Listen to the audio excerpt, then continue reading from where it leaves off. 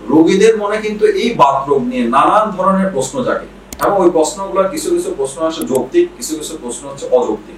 রোগীদের বাত রোগ নিয়ে কতগুলো ভুল ধারণা আছে। এখন আমরা যদি চিন্তা করি যে রোগীদের বাত রোগ নিয়ে ভুল ধারণা কোনগুলো, ভুল ধারণাগুলো চিন্তা করি। প্রথম ভুল ধারণা হচ্ছে হলো রোগীদের খাদ্যাভ্যাস। রোগীরা মনে করে সব বাত রোগের সাথে মনে খাওয়ার সম্পর্ক আছে। আমাদের কাছে অনেক রোগীরা কিন্তু প্রায় প্রশ্ন করে থাকে, স্যার কি কি খাওয়া বাদ দিব, আমার তো এই বাত রোগ আছে, আপনি বললেন আমার স্পন্ডাইলোআর্থ্রাইটিস আছে, আমার রিউমাটয়েড আর্থ্রাইটিস আছে, কোন কোন খাওয়া বাদ দিব। আমি তখন রোগীদেরকে বলি আসলে আপনার বাত রোগের সাথে কিন্তু খাদ্যাভ্যাসের পরিবর্তনের সম্পর্ক খুবই কম। কিন্তু এক্ষেত্রে আমাদেরকে একটা জিনিস মনে রাখতে হবে, যে কোনো বাত রোগ, দীর্ঘমেয়াদী বাত রোগের ক্ষেত্রে আমাদেরকে কয়েকটা জিনিস মেনে চলতে হবে। প্রথম কথা হচ্ছে আমাকে ধূমপান পরিহার করতে হবে। যে কোনো ধর্ম মতেই কিন্তু স্মোকিং বা ধূমপানটাকে কিন্তু এটা নিষেধের পর্যায়ে নেওয়া হয়েছে। ধূমপান পরিহার করতে হবে। অ্যালকোহল বা যারা মদ্যপান করে মদ্যপান বাদ দিতে হবে। আপনার ওজন যদি আপনার যে আইডিয়াল বডি ওয়েটের চেয়ে বেশি হয়ে ওজন কমাতে হবে। আপনার খাওয়া দাওয়ার ভিতরে একটা ব্যালেন্স খাওয়া দাওয়া। ব্যালেন্স মানে হচ্ছে কি, carbohydrate, protein, fat, vitamins, minerals এর একটা সামঞ্জস্যপূর্ণ আমাকে অনুপাত রাখতে হবে। সাধারণত আমরা বলি যে একটা প্লেটের ভিতরে আমরা যে খাওয়া নিব সেই প্লেটে 4 ভাগের 1 ভাগ থাকবে কার্বোহাইড্রেট, মানে সেটা ভাত হোক, রুটি হোক অথবা আলু হোক। বাকি 4 ভাগের 1 ভাগ থাকবে প্রোটিন। প্রোটিনের ভিতরে আমি মাছ হতে পারে, মাংস হতে পারে, ডিমের সাদা অংশ হতে পারে প্রোটিন। আর বাকি যে অর্ধেক থাকে সেই অর্ধেকটা থাকবে হচ্ছে আমার সবজি, তারপর হচ্ছে ফল, অন্যান্য কিছু মিলানো বা সালাদ। কিন্তু আমরা বেশিরভাগ বাঙালি, ইনক্লুডিং আমি আমার নিজের কথাও যদি বলি, সেক্ষেত্রে দেখা যাচ্ছে আমরা ভাতে 3 ভাগের 2 অংশ, মানে একটা প্লেটে 3 ভাগের 2 অংশ বা 4 ভাগের 3 অংশ নিয়ে নিচ্ছি কার্বোহাইড্রেট, দ্যাট মিন্স ভাত।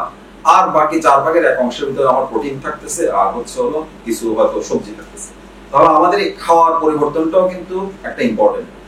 সেই ক্ষেত্রে যে আমি ভুল ধারণা বলবো, ভুল ধারণার ভিতরে যেটা আপনাকে খাদ্যাভ্যাস পরিবর্তনের ভিতরে বাদ দিতে হবে হচ্ছে আপনাকে এই ধূমপান পরিহার, মদ্যপান পরিহার আর হচ্ছে আমার আইডিয়াল বডি ওয়েট কে রাখতে হবে।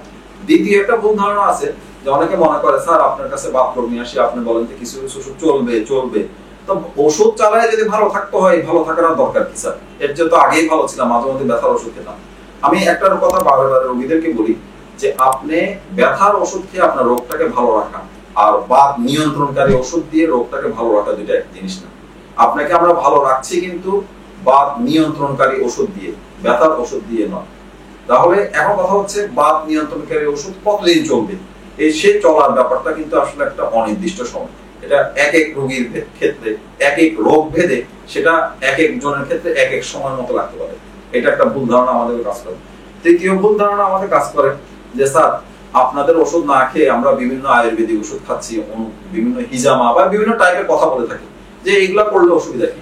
আমি ওনাদের ক্ষেত্রে একটা কথা সবসময় বলে থাকি যে চিকিৎসা হতে হবে বৈজ্ঞানিক ভিত্তিতে। চিকিৎসা আমার মন গড়া ভিত্তিতে বা আমার মন যা চাইলো তাই আপনাকে আমি দিয়ে দিলাম, সেটার ভিত্তিতে কখনো চিকিৎসা হবে না।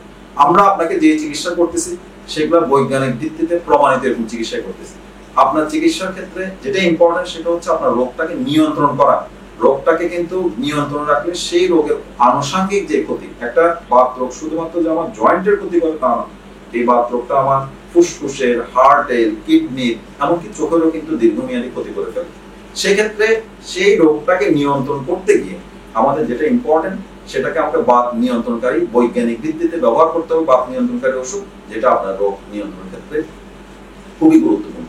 তাহলে আমি যদি মুদ্রা কথা রোগীদের ভুল ধারণার ভিতরে চিন্তা করি, একটা হচ্ছে রোগীদের খাদ্যাভ্যাস, দ্বিতীয় হচ্ছে হলো রোগীদের জীবন ধারণ চলাফেরার পরিবর্তন, ওষুধ নিয়ে যে ভুল ধারণা, এবং আরেকটা ভুল ধারণা যেটা রোগীরা সবসময় চিন্তা করে যে স্যার আমি ওষুধ খাচ্ছি, এই ওষুধ খেয়ে খেয়ে চলবে লিখে রাখছেন, চলবে করতে করতে তো আমার কিডনি লিভার নষ্ট হয়ে যাবে, আমার কোনো সাইড এফেক্ট হচ্ছে কিনা। আমি তখন রোগীদেরকে একটা কথা বারে বলে থাকি যে আপনি ওষুধের সাইড এফেক্ট নিয়ে দয়া করে চিন্তা করবেন না। ওষুধের সাইড এফেক্ট নিয়ে আপনার চেয়ে আপনার ডাক্তার খুব ভালো বেশি জানেন। আপনি ওষুধের সাইড এফেক্ট নিয়ে কি হবে না হবে সেই দায়িত্ব আপনি আপনার যে ডাক্তার আপনাকে চিকিৎসা করতেছেন সেই চিকিৎসার উপর ছেড়ে দিন। আপনি চিন্তা করেন আপনার রোগের সাইড এফেক্ট কি, আপনার রোগটা আপনার কি ক্ষতি করতে পারে, সেই রোগের সাইড এফেক্ট কি আপনি নিয়ন্ত্রণ করা বা সেই রোগের সাইড এফেক্ট যেন আপনার না হয় সেটা নিয়ে আপনি বেশি চিন্তা করুন।